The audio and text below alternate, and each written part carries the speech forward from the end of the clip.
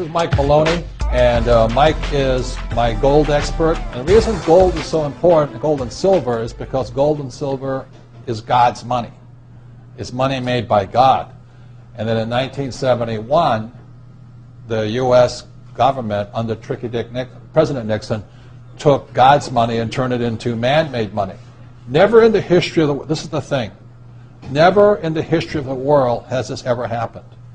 In 1971, the U.S. and Nixon convinced the entire world to replace gold and silver with paper money. This stuff. Cash is trash. So the reason we have so much volatility in the world today is historically, since the time of the Romans and the Greeks and the French and the English and the Germans, every time they have taken God's money, like silver here, and replaced it with man-made money, there's been economic volatility.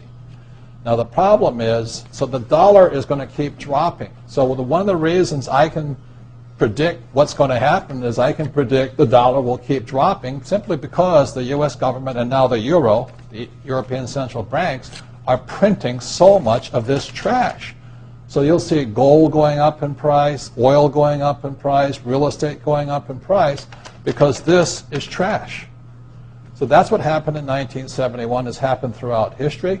And the reason this current election doesn't make any difference is the only person they can put this back in place is a strong, charismatic leader. People like Julius Caesar, Napoleon. That's why they were such great leaders, was they actually replaced this with this. Unfortunately, we do not have that person among the candidates. I know Ron Paul, philosophically, I agree with him as closely as possible, but unfortunately I don't think Ron Paul has the chutzpah, as my Jewish friends would say, to change this whole thing. So there will be more this printed than ever before, which means the dollar keeps coming down and other things keep going up. And that's really what's going to happen. It's predictable. And eventually this will go to its true worth, zero. So all of you savers out there and people trying to save this trash, you're going to lose big time. With that, Mike Maloney.